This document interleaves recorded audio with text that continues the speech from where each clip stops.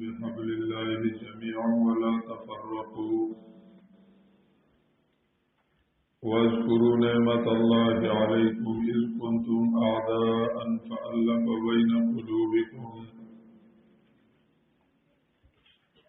فأصبحتم بنعمته إخوانا وكنتم على شفا حفرة من النار فأنقذكم منها كذلك يبين الله لكم آياته لعلكم تهتدون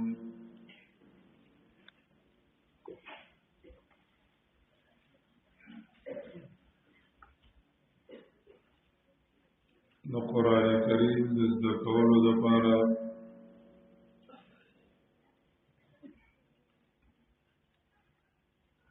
چې کومې خبرې ضروري وي هغې کې اولنۍ خبره وه تعارف د قرآن کریم د قرآن کریم پیژندل صحیح طریقې سره چې قرآن کریم او پیژندل شي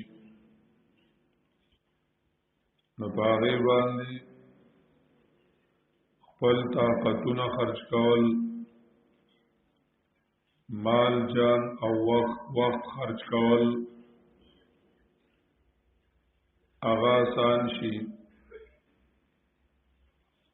بلکې صرف آسان نه بنده سعادت وګڼي چې زما وخت او زما استعداد او طاقت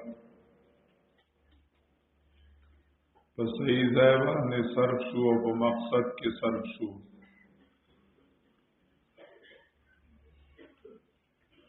تعارف د قرآن کریم کې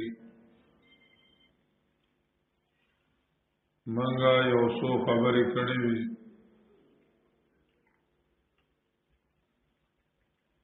اولنۍ خبره وه تعریف د قرآن کریم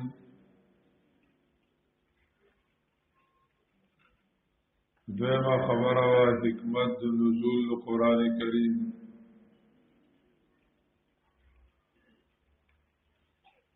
درېمه خبره وه اسماء د قرآن کریم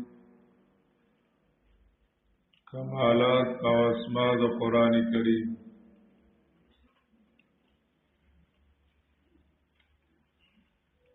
او څلورمه خبره ذکر کوو چې هغه فضیلت د قرآن کریم دی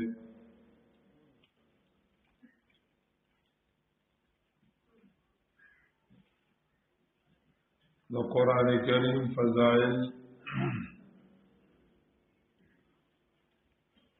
او د قرآن کریم ثمرات دنیاویہ و اخرویہ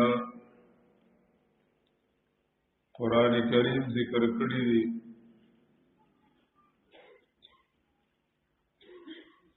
یو د دې لپاره چې عموما خلق چې دی مادیاتو ته ګوري نقد فائدې ته ګوري چې دنیا سملاویږي نبیا منډه وي او چې د دنیا سره ملاویږي نبیا منډه نه وي ناخذ ته توجه زیات وي او نسیا او قرض سره ډیر نه لګي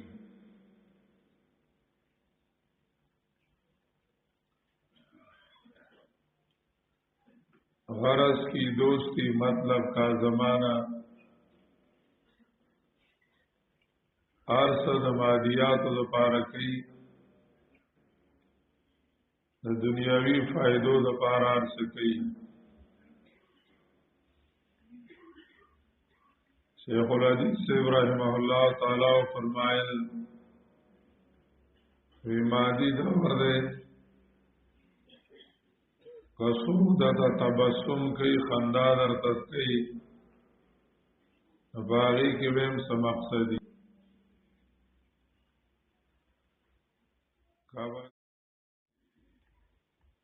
وی چې در زمانو صبر راکای او چې راځي نو صبر راوړي دواړو کې ځان ته ترخص وي چې راځي نو صبر راوړي او چې درځم نو صبر راکای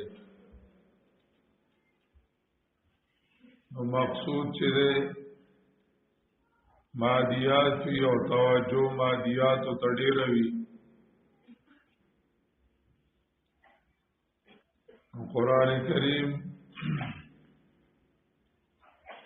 قرآن کریم فضائل ذکر کی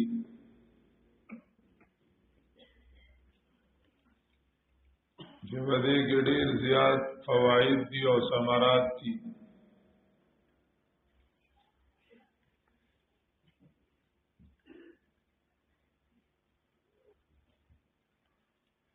دویم د دې لپاره ذکر کړي چې قرآن کریم عملی کول او قانون کول په نفس باندې ګران دي دا د نفس او د ماحول مقابله ده مترخه دوايي ده او ترخه دوايي د فضائل په زور سکل شي چې کله دوايي ترخوي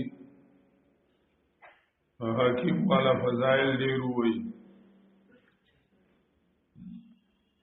ګیس قدمو لوگا والا تلگی او املا درد مکمل ختم د خو در ختم سر بد سپکی تاسه بلا شي فضائل ولوي اگر که دوايي ډیره ترخی وسړی و ته پوزونی وی اور وړي متراخه دوايي دا د فضائل په زور باندې اسکل شي قرآن مجید عملی کول په نفس باندې ګران دي نفس ته مشکل دي نو قرآن کریم داغه فضائل ذکر کی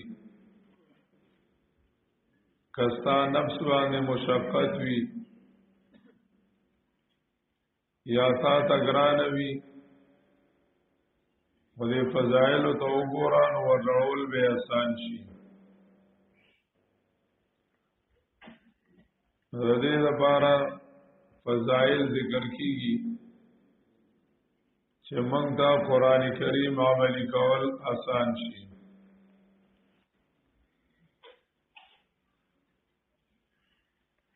و دا غین مخ کی دو خبری ضروری دی یو خبر ادا ده چې یو سورت د قران دی او بل حقیقت د قران دی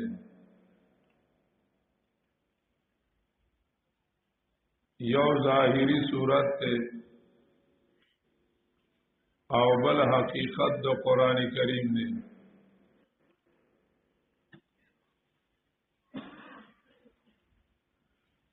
ظاهری صورت لگا قرآن کریم تلاوت کول الفاظ ذکول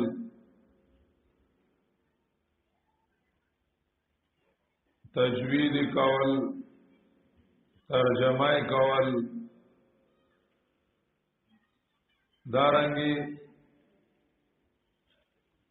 ربطنا خلاصی دا یادول دا ظاهری صورت دا قرآن دی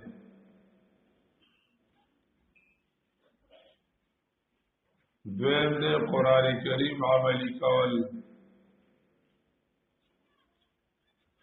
حقیقت د قرآن قرآن کریم عملی کول دی چې قرآن کریم کردار کې راشي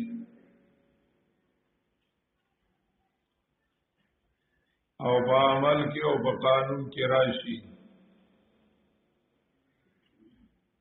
دیتا حقیقت د قرآن وی تو قرآن کریم حقیقت ہوتا وی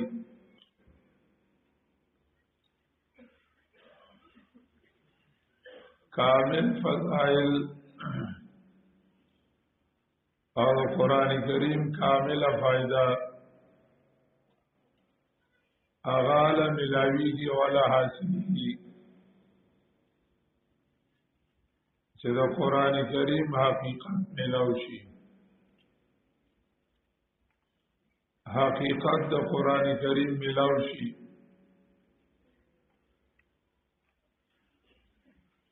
صرف په صورت باندې اکتفا نه پکار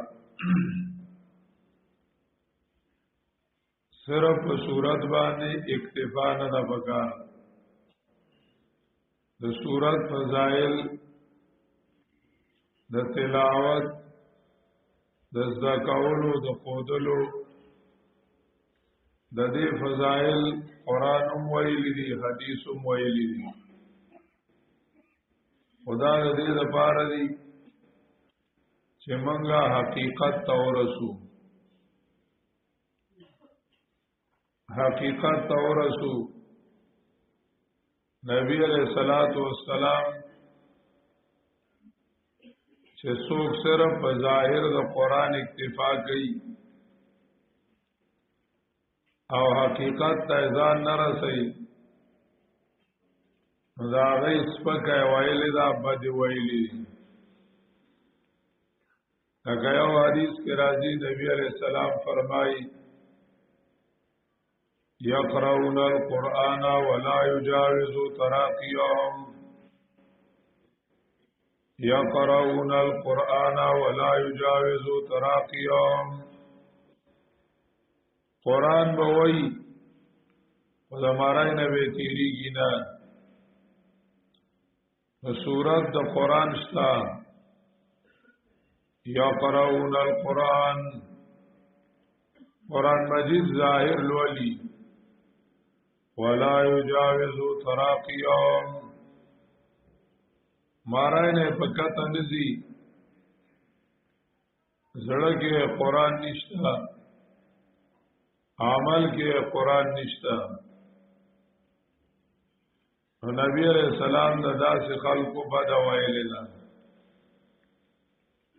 او نبی علیہ السلام فرمایلی دي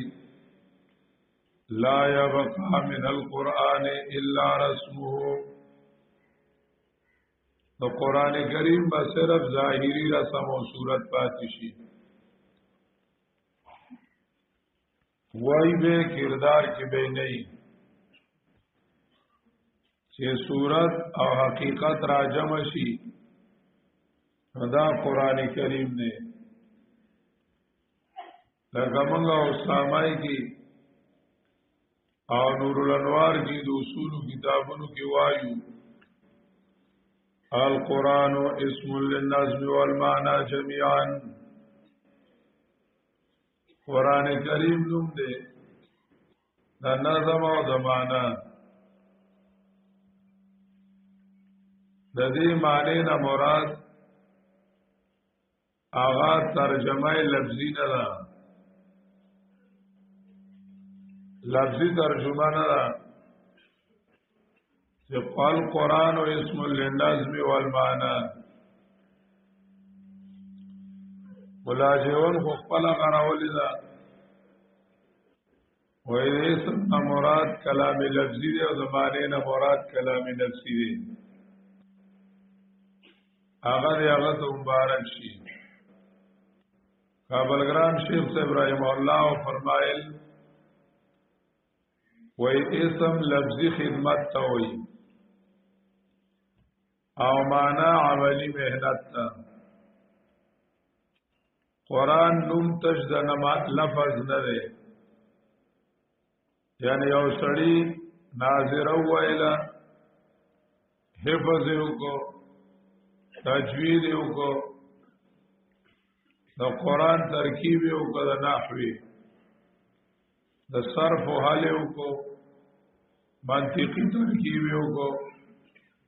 بے لفظی ترجمه وکړه توجیهان یاد کړی عربتونه یاد کړل تاسو یاد کړل دا د قرآن د لفظ خدمت دی دا ټول د لفظ خدمت وکړو قرآن تش د دینوم نه دی اوس دی ورپسې شو او دا قرآن مجید عمل کې راوست اقیموا الصلاة دا یو آیاتو دا ټکی وی تجوید ولو کو صرف و حل ولو کو د نحوی حل ولو کو لفظی ترجمه یاد کړه حکم ته معلوم کو دا ټول د لفظ خدمت اوس پاسه د مستعودری د بیات نو کړل اخلاص د رکعات پرس کته موږ گزارم ما په دې اجر امام پسې په دې وخت حاضر وخت په دې اجر امام کاوه شو ځاو کو قبله چودري مونږ شروع کو اوس دا چې ګمندنو معنا شو دا معنا شو تا چې ګمندنو درس کو قرآن مجید دې زده دا د قرآن د لفظ خدمتو دا د قرآن د ټکو خدمتو او زل الله توفیق درکو ته توحید عقیده دې سره ته کوزا کړه دا کې عمل هغه طریقې او د قرآن کریم قانون کول تا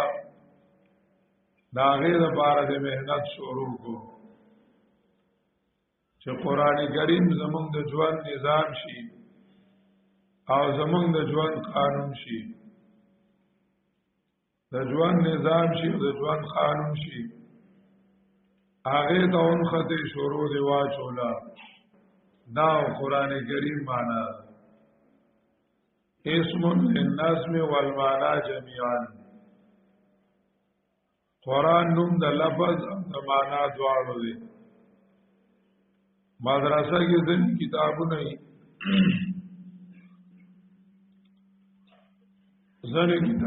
مدرسه کې او باندې صرف او صرف الفاظ لګي لکه مقامات ته داغي باندې صرف او صرف الفاظ زکای ټکی زکای پاغي باندې عمل نکي زګه مقامات باندې چې عمل کوي نو ټوله چاندي وګای یا وینو او چاندو طریقه خو دلې را یا وسابعی باندې عمل کوي او ټوله ورځ په کوڅو کې ګرځي او عاشقي وکړي دا عمل کتابونه نه دي دارنګ سکولونو کې وی زنو کې صرف املا د کولی اردو زکې انګلیش زکې اردو زکې انګلیش زکې دا املا د کولی دا پاره کې عمل کول مقصد نوي قران کریم دا چې کتاب نه دی چې ګینه دا عربیت زکولی او ترکیب زکولی دا ترکیبونو کتاب نه دی او دا صرف الفاظ کتاب نه دی بلکې اسم للنظم والمعنى جميعا نظم آغای لفظی خدمت شو او معنی عملی خدمت شو نو صورت سره د حقیقت خیال ساتل پکار دي دانه چې صورت کې ثواب نشتا او صورت کې هم ثواب دی ما الفاظو کې ثواب دی تو قران کریم الفاظ دا الله د طرف تراغلی دي او دې سره تعلق لري چې دا الله سره تعلق دی الله رب العزت سره تعلق دی چې سره ناظری خدمت کوي یا د حفظ خدمت کوي نو دا ډایرکټ د الله خدمت کوي فورا چې ډایرکټ دا الله رب العزت د طرف نه راغلي هغه الفاظ دي دا نه چې د صورت کې ثواب نشته اوریدو کې ثواب دی لیدلو کې ثواب دی او ویلو کې ثواب دی ویلو کې ثواب دی ځنې خلک هغه غلطی کوي مبالغه کوي او دا وایي چې د قران کریم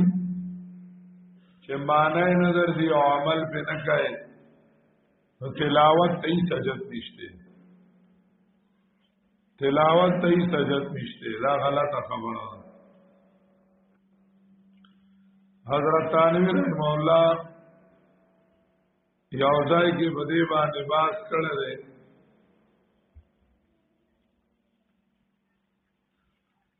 چې یو مثال وایل دي وې دې کې شک نشتا چې په سمندر باندې سمندر کې سړې دي ملغلری په ویخ کې پرتی دي خو چې د پاسه یې ګرځي د دې چاکاروم صفوان شتا پاکستان کې د پاسه ګرځي د دې چاکاروم صفوان شتا دویم ویلی دی ویگه صورت له اعتبار نی نبی آداولی وای چې ما لخکلی جنه او کئی حقیقت خود ټولو یو دی بیا صورت بسیور کردی صورت داغیر فضیلت شتا دانج فضیلت نشتے بہار عالم حسنش دل و جان تازه می دارد باران اصحاب صورت را و بابو احباب مانارام بهار عالم حسنش دل و جان تازه می دارد د دې سپرلې چې د ظاهري ګلونه راغوم روح له تازگی ور کوي باران اصحاب صورت را و بابو ارباب مانارا باغ تلاشی نو بو گلونو باندې ظاهری گلونو باندې پاغه باندې سترګې خوشاله شي او چې بوی راکاږي په پوزا او زړه خوشاله شي نو قران ظاهر د دې حسن دی او د حقیقت حسن دی نو کامل ثوابونه او کامل حقیقت سره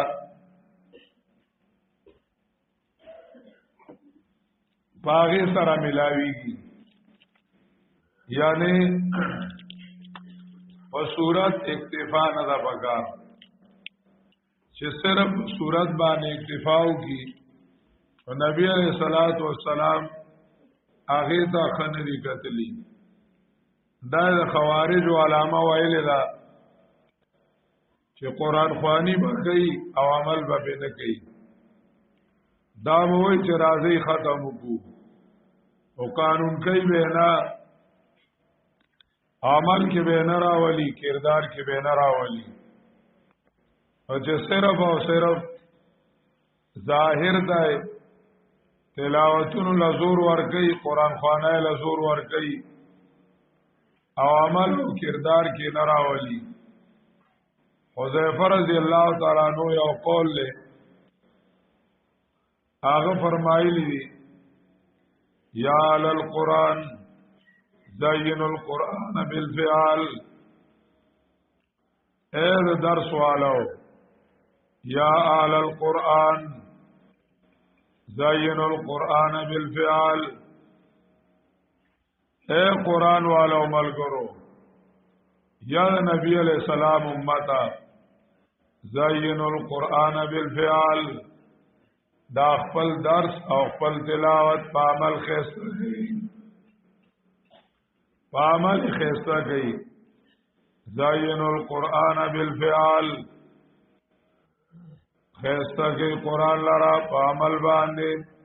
قرآن نه مراد زین القرآن کی معنا مصدری ده خسته کړي دا خپل تلاوت او خپل درس په عمل سره فعمل سرا عبداللہ ابن مسعود رضی اللہ تعالیٰ عنہ فرمائلی دی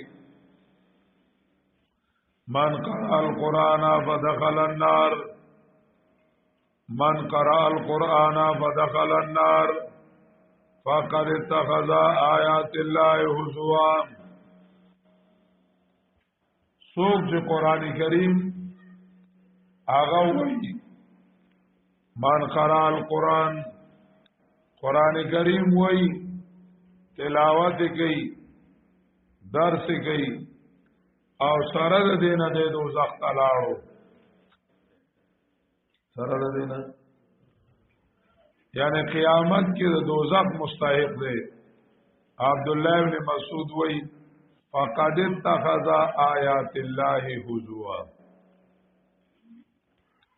دا دینا معلومه شو چې دنیا کې د الله د قرآن نه غب جوړ کړو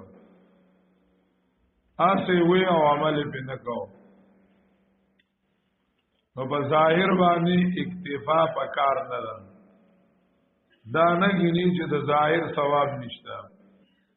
خدا ظاهر صورت وسیله کا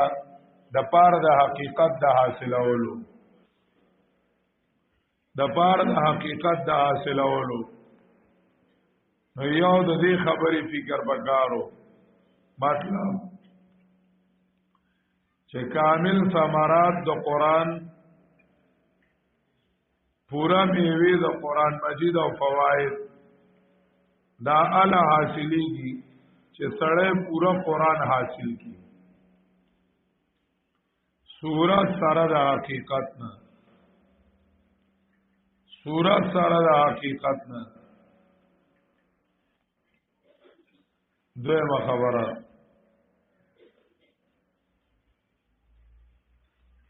د قران مجید دوه قسم فائدې قران بیان کړی دي ثمرات دوه قسمه بیان کړی دي یو قسم آغا دنیوی دي او دویم قسم آغا اخروی دی یو قسم دنیاوی دی او دویم قسم اخروی دی یاوی د دنیا فائدې دي اچھا فائدې دنیا او دویم د آخرت فائدې دي پدې کې مقصود د آخرت فائدې دي مقصود چې نو دا د آخرت فائدې دي د دنیا فائدې واسطه مقصود نه وي دا موعود دي یو مطلوبی یو موعودی یو دای چې دوی مقصد وګرځاوه دا غیر پاره یو کار کولی او دویم دای چې موعودی دکان د سړی لاړ شي سودا علی نو سړی پرس کا اخلی چینی او غوړی او چې را روانیږي د دکاندار له دوه ټافیانې ورکی نه دا وسره والے زمونږ دی علاقې کې وته سرا کوي او ځنې علاقو کې وته چونګې وي چونګې وته وي لکه ماشومان ولا دکانداران سرا کې څه شی ورکی چې بیا د پاره دی دکان ته زر راځي سرا کې ولا ورکی دا دنیاوی فائدې چې دي نو دا مطلوب نه دي موعود دي دا سراکه کی دي دا چونګي کی ورکول دي نو ته چې کله عمل کوي قران کریم عملی کوي استا مقصد چې دی هغه به د آخرت فائدې وي د الله رضا وي دنیاوی فائدہ چې دا به ته مقصد نه ګرځي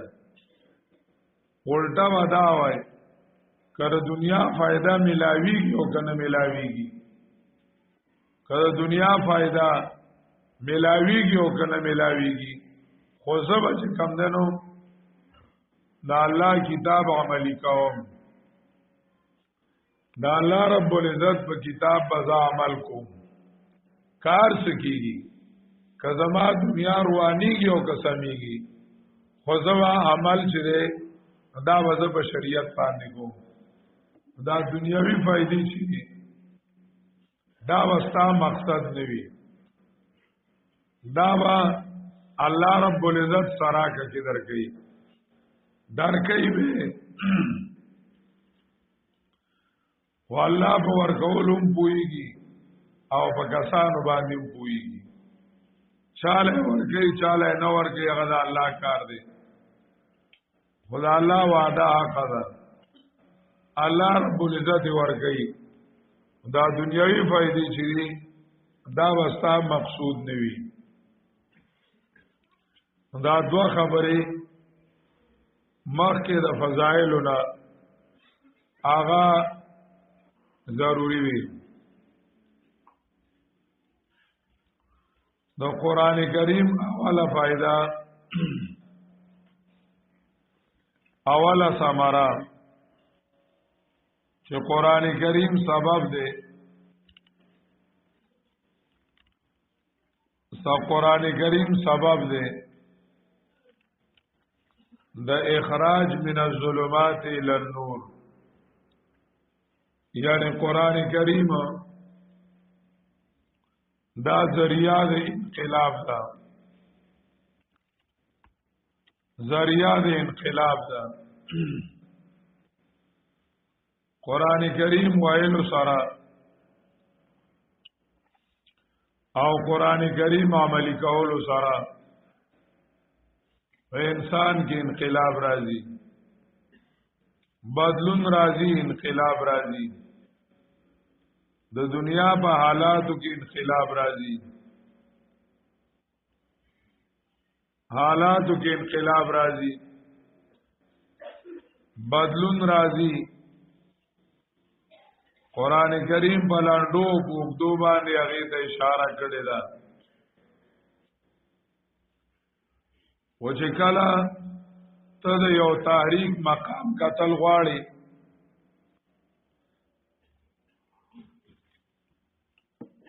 د یو تحریک مقام قتل غواړي او ته د هغې نه مخکینی حالات وګورې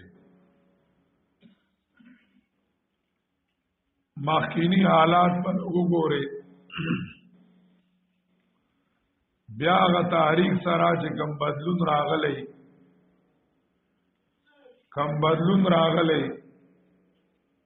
نو هغه حالات په بیا وګوري نو تا ته پته ولګي دا یو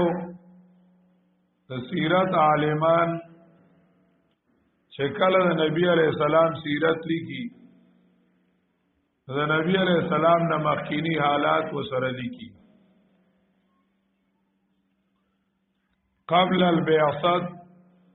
یو لږ حالات لیکي نبی علیہ السلام د بعثت نه مخکې او بیا ورپسې نبی علیہ السلام مهنت لیکي چې څوره فرق راغی او څنګه فرق راغی د دې لپاره چې تاسو سره د نبی علیہ السلام د بعثت او د نبوت قدر پیدا شي لکه یو عالم عنوان قائم کړی دی د مسجد نبوي یو مدرس دی واعظ دی د نبی علیہ السلام په سیرت کتاب لیکل دی